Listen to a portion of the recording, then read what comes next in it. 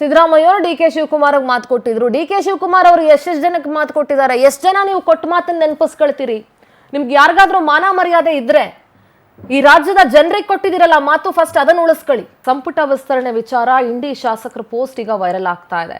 ಗೊತ್ತಿಲ್ಲ ಕಾಂಗ್ರೆಸ್ ಅಲ್ಲಿ ಯಾರ್ಯಾರಿಗೆ ಅದು ಎಷ್ಟೆಷ್ಟಕ್ಕೆ ಮಾತು ಕೊಟ್ಟಿದ್ದಾರೆ ಅಂತ ಹೇಳಿ. ಕೊಟ್ಟ ಮಾತು ಉಳಿಸ್ಕೊಳ್ಳಿ ಅಂತ ಯಶವಂತರಾಯಗೌಡ ಪಾಟೀಲ್ ಪೋಸ್ಟ್ ಹಾಕಿದ್ದಾರೆ. ಎಷ್ಟು ಜನಕ್ಕೆ ಮಾತು ಕೊಟ್ಟಿದ್ದೀರಿ ಡಿ.ಕೆ. ಶಿ ಅವರೇ? ಯಾರ್ಯಾರಿಗೆ ಮಾತು ಕೊಟ್ಟಿದ್ದಾರೆ ನಿಮ್ಮ ಸರ್ಕಾರದಲ್ಲಿ ಅಂತ ಹೈಕಮಾಂಡ್ ನಾಯಕರು ಕೊಟ್ಟ ಮಾತನ್ನ ಇಂಡಿ ಶಾಸಕ ನೆನಪಿಸಿದ್ದಾರೆ. ಕೊಟ್ಟ ಮಾತಿನಂತೆ ಸಿದ್ದರಾಮಯ್ಯ ಸಿಎಂ ಸ್ಥಾನ ಬಿಟ್ಕೊಟ್ಟಿದ್ದಾರೆ. ಡಿ.ಕೆ.ಶಿ ಕೊಟ್ಟ ಮಾತಿನಂತೆ ಇಂಡಿ ಕ್ಷೇತ್ರಕ್ಕೆ ಸಚಿವ ಸ್ಥಾನ ಕೊಡ್ತಾರಾ?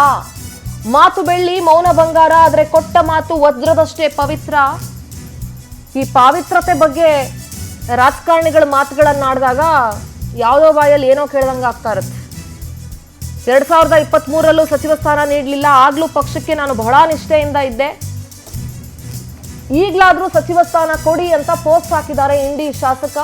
ಹಳೆ ಫೋಟೋ ಹಂಚ್ಕೊಂಡು ಪೋಸ್ಟ್ ಹಾಕಿದ್ದಾರೆ ಯಶವಂತರಾಯಗೌಡ. ಅದು ಎಷ್ಟು ಜನಕ್ಕೆ ಮಾತು ಕೊಟ್ಟಿದ್ದೀರಪ್ಪ ನಿಮ್ ಸರ್ಕಾರದಲ್ಲಿ? ನನಗಂತೂ ಗೊತ್ತಿಲ್ಲ.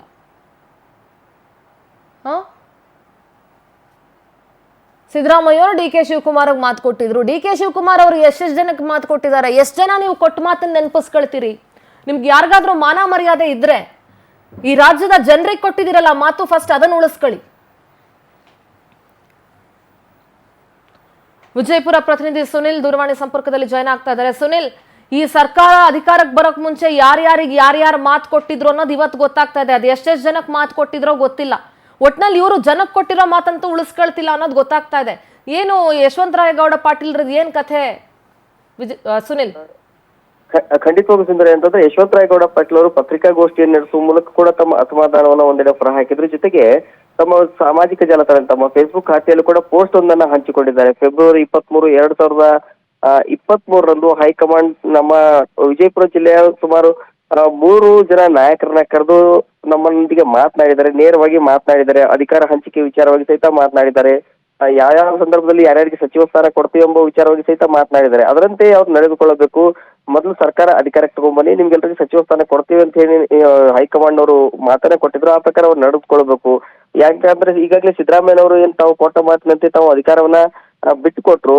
ಹೀಗಾಗಿ ಸಿಎಂ ಸ್ಥಾನಕ್ಕೆ ಏನು ರಾಜೀನಾಮೆ ಕೊಟ್ಟಿರುವಂತ ಪ್ರಯುಕ್ತವಾಗಿ ಈಗ ಡಿ.ಕೆ. ಶಿವಕುಮಾರ್ ಅವರಾಗಿದ್ದಾರೆ. ಅದೇ ರೀತಿಯಾಗಿ ನಮಗೂ ಕೂಡ ಆ ಸಂದರ್ಭದಲ್ಲಿ ನಮ್ಮ ಹೈಕಮಾಂಡ್ ನ ನಾಯಕರು ಸಿದ್ದರಾಮಯ್ಯನವರು ಕೂಡ ಇದ್ರು. ಆ ಸಂದರ್ಭದಲ್ಲಿ ಡಿ.ಕೆ. ಶಿವಕುಮಾರ್ ಅವರು ಕೂಡ ಇದ್ರು.